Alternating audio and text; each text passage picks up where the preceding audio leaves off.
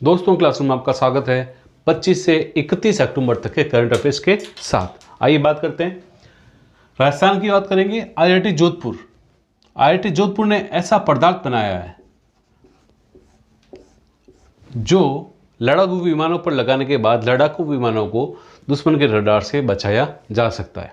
IIT Jodhpur ने यह पदार्थ बनाया है लोहे पर लगने वाली जंग से। लोहे पे जो जंग लगती है उसका उपयोग करके ऐसा पदार्थ बनाया है जिस पे वो काफ़ी समय से रिसर्च कर रहे थे। तो राजस्थान के साइंस टेक की बात करें तो करंट अफेयर्स का सवाल यहाँ से बनता है। फिर नाथूवाला गांव, जैसलमेर, राजस्थान के जैसलमेर में ये सीमावर्ती गांव है और यहाँ से फिट इंडिया अभियान के तहत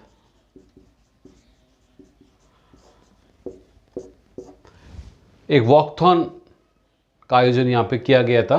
फिट इंडिया अभियान के तहत मैराथन की जगह ये क्या है, वॉकथॉन है। जैसलमेर का सीमावर्ती गांव नाथूवाला। फिर खेल की अगर बात करें तो भारत की फीफा रैंकिंग है 108। नई रैंकिंग है भारत की फुटबॉल टीम की फीफा रैंकिंग 108 हो गई है। पहले से एक स्थान का इसने सुधार किया है। फिर बात करेंगे राष्ट्रीय अगर करंट अफेयर्स की तो बुहारी गांव गुजरात, जो कि तापी जिला गुजरात है उससे है और ये एक आदिवासी गांव है। आदिवासी गांव, इसके सरपंच है सूरज देसाई। अब अगर बात करें तो ये चर्चा में क्यों है बुहारी गांव। हमने अगर जब गुजरात की बात करेंगे तो पहले हम करंट अफेयर्स में बात कर चुके हैं गुजरात में आदिवासी कैंटीन, आदिवासी मॉल, और ही अब नया गांव आया बुहारी गांव, जो कि पूरी तरीके से डिजिटलाइज है।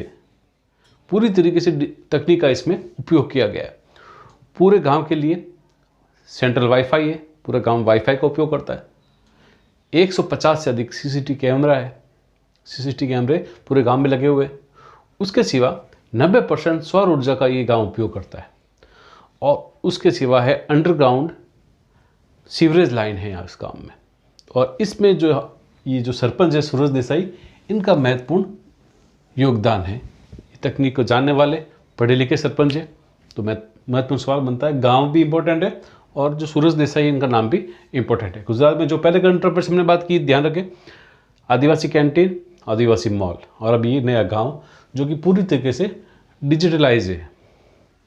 केशुभाई पटेल गुजरात के पूर्व सीएम हैं, सीएम रह चुके हैं, भाजपा से थे, इनकी मृत्यु हो गई है। फिर नाम आ रहा है यशवर्धन सिन्हा। ये होंगे भारत के नए मुख्य सूचना आयुक्त, यशवर्धन सिन्हा। तमिलनाडु से भी एक करंट अफेयर्स की महत्वपूर्ण सवाल बन के आ रहा है। तमिलनाडु सरकार ने सरकारी स्कूलों में पढ़ने वाले बच्चों के लिए मेडिकल कॉलेज में दाखिले में आरक्षण का प्रावधान किया है। 7.5% आरक्षण उन बच्चों के लिए जो सरकारी स्कूलों में पढ़े हैं और जो मेडिकल दाखिला चाहते हैं उनके लिए मेडिकल कॉलेजों में 7.5% आरक्षण। बहुत अच्छा प्रयास है सरकार का और ये सवाल इम्पोर्टेंट भी है क्योंकि बहुत ही अलग तरह का आरक्षण यहाँ पे सरकार दे रही है, तमिलनाडु सरकार। साई ऐप, रक्षा मंत्रालय ने नया ऐप लॉन्च किया है। भारतीय रक्षा मंत्रालय ने साई ऐप लॉन्च किया है सैन्य कर्मियों के लिए। जो सैन्य कर्मी हैं उनके लिए ये ऐप आया है और ये इन्हें बचाएगा जो फ्रॉड होते हैं ऑनलाइन, जिनमें हनी ट्रैप होता है। हनी ट्रैप से बचाएगा भारतीय सैन्य कर्मियों को। साई ऐप रक्षा मंत्रालय द्वारा लाया गया नया ऐप। बेका एग्रीमेंट हुआ है भारत और अमेरिका के बीच 2+2 वार्ता के तहत। Basic exchange and corporation agreement 2+2 वार्ता के तहत 2+2 वार्ता के तहत रक्षा और विदेश मंत्रियों के बीच बातचीत होती है और ऐसी बातचीत की तरह ये अभी हाल ही में समझौता हुआ है जिसके तहत भारत को अमेरिका सैन्य सैटेलाइट्स, अमेरिका की जो सैन्य सैटेलाइट है उसका इम्पोर्टेंट डेटा अवेलेबल कराएगा और उससे भारत अपने दुश्मन देशों पर सटीक मिसाइल हमला करने में सक्षम होगा।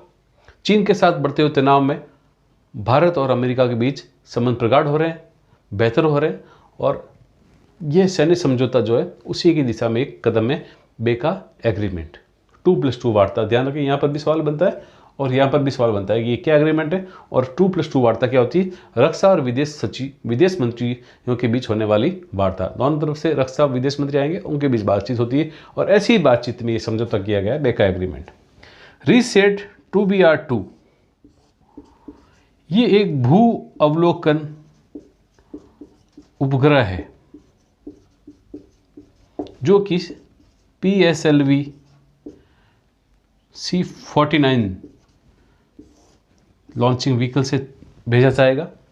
इसरो का इस वर्ष का पहला अभियान है अंतरिक्ष क्षेत्र में। अंतरिक्ष क्षेत्र में पहला अभियान है क्योंकि कोरोना के कारण बीच में सारे अभियान रोक दिए गए थे। तो नवंबर में ये सैटेलाइट छोड़ा जाएगा जो कि भू अवलोकन उपग्रह है, रीसेट 2BR2, और छोड़ा जाएगा PSLV C-49 के द्वारा। उसके सिवा 10 अन्य विदेशी उपग्रह भी इससे छोड़े जाएंगे। एक शब्द आया है इस बार करंट अफेयर्स में, एशियाई नाटो। अंतर्राष्ट्रीय अगर करंट अफेयर्स की बात करें, अंतर्राष्ट्रीय नाटो किसके लिए उपयोग हुआ? ये हुआ क्वाड के लिए उपयोग हुआ है। क्वाड समूह जिसमें भारत, जापान, ऑस्ट्रेलिया और USA है। इसे कहा जा रहा है समूह को, क्वाड को, एशियाई नाटो। नाटो क्या है? नाटो की जो नाटो था, जो नाटो उसका जो एग्रीमेंट हुआ था 1949 में हुआ था। नाटो नॉर्थ अमेरिकन और यूरोपियन देशों का एक समझौता है, सैन्य समझौता, जिसमें अगर किसी एक देश पर हमला होता है तो उसे अन्य देशों पर हमला माना जाता है और सभी देश मिलकर उसका मुकाबला करते हैं। ऐसा ही समूह बन रहा है हमारे एशिया में। अगर बात करें, भारत, जापान, ऑस्ट्रेलिया और USA के साथ में समझौता हो रहा है और इसीलिए इसे कहा जा रहा है एशियाई नाटो। ये हुए आज के करंट अफेयर्स। इसके बाद सिवा एक आ रहा है गोनी तूफान। गोनी तूफान करंट अफेयर्स का एक सवाल बन रहा है जो कि फिलीपींस के लुजोन आइलैंड के दक्षिणी, लुजोन आइलैंड है फिलीपींस का, उसके दक्षिणी हिस्से पर आ रहा है इस वर्ष का सबसे भयंकर तूफान जिसे माना जा रहा है गोनी तूफान को, जिसका संबंध है फिलीपींस से। तो ये आज के करंट अफेयर्स। अगर आपको वीडियो पसंद आया तो लाइक कीजिए, सब्सक्राइब कीजिए और शेयर कीजिए। धन्यवाद।